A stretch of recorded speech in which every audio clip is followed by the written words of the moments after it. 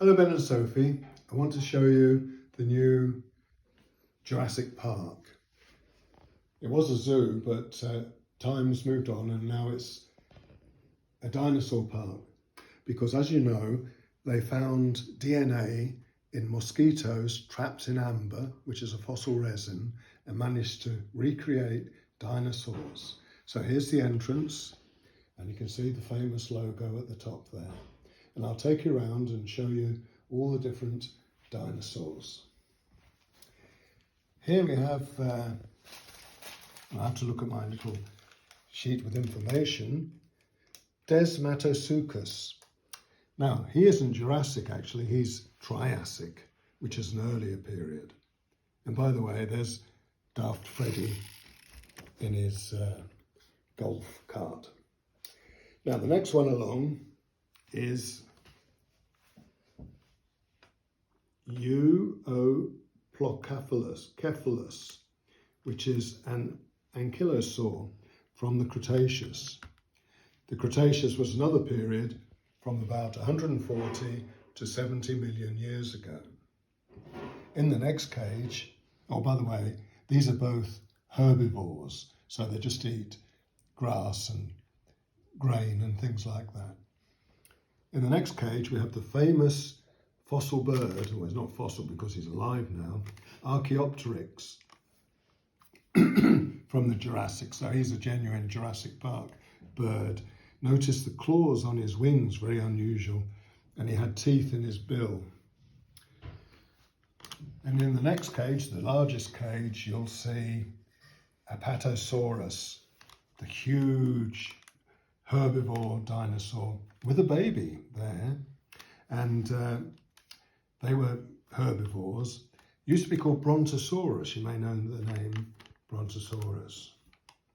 Just outside there's the man who takes the food round. You can see the bales of hay and the legs of horses, which the carnivores like.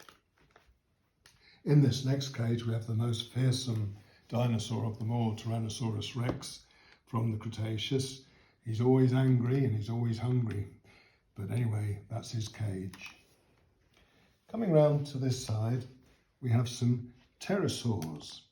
Now the largest one you can see is Quetzalcoatlus from the Cretaceous. He used to eat fish and carrion. Carrion means dead meat. And then this one here, this funny one called Angangura from the Cretaceous. Can you see those sharp teeth all along the bill? He used to eat fish, and that meant the fish wouldn't slip out because it would grip them with its sharp teeth. And then at the back here is Pteranodon, another Cretaceous pterosaur. They're called pterosaurs and then they have different names. Coming round, oh look, there's Sophie. She's got some fish to feed to the pterosaurs. And here we have some herbivores. They aren't so dangerous as Tyrannosaurus. These two are called Myosaura, and they're from the Cretaceous, and they're what's called duck-billed dinosaurs. In fact, you can look, if you look at the sort of nose or mouth, it's like a duck, and they ate vegetation. This one's got a nest with babies, and this one is sitting on the eggs.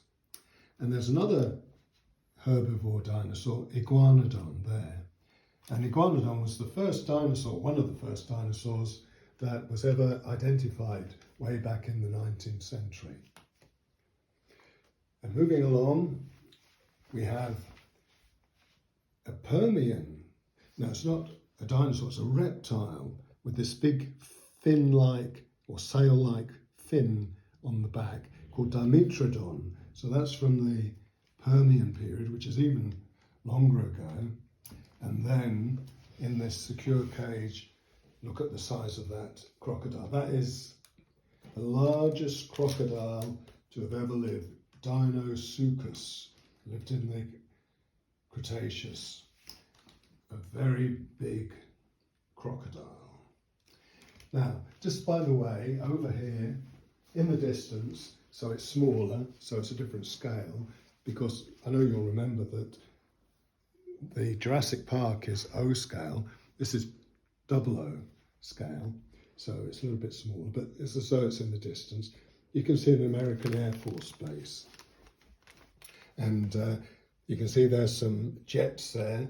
The F-14 Tomcats, these two. This one's under camouflage netting. And in the camouflaged hangar, there's an F-15 Eagle. And a couple of helicopters over there. And a couple of Humvees. You know what Humvees are. I think your dad liked driving a Humvee. And over here, the radar vehicle and the tanker that refuels. Oh, and some bombs ready to load onto the jets. And a medical centre. You can see the ambulance there. That's the little hospital there.